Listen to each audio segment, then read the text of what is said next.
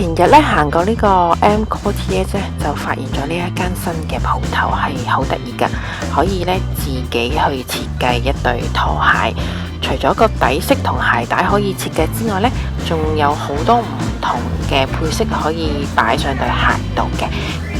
我哋快啲嚟睇下點樣做一對獨一無二嘅拖鞋啦！揀好咗呢個鞋帶色同埋底色之後呢，就要揀呢個配飾啦。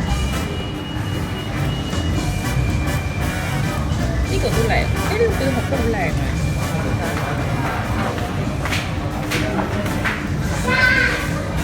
呢個都靚喎，個個都話靚，都唔係個個。而家做緊特價呢，就750匹有2對，咁550匹呢就有1對，咁啊當然買2對最抵啦。咁配飾呢，就睇翻價錢咁樣去計翻錢啦，亦都可以用電腦呢嚟配襯嘅。我就揀咗呢2個配飾，咁每一隻都係179泰銖，大概40蚊港紙。揀好咗鞋底同鞋帶嘅顏色，再加配飾之後呢，就會用呢一塊正方形嘅膠片做呢一個鞋底啦。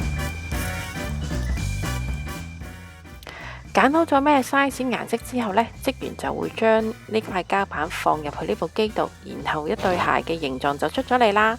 跟住呢，就將個鞋帶穿上去，咁樣好簡單就完成咗啦。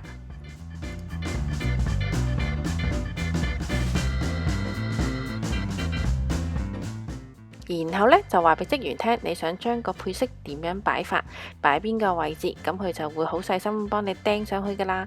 成個過程係非常之快噶，都唔使10分鐘，最花時間呢應該就喺度揀顏色同揀配飾啦。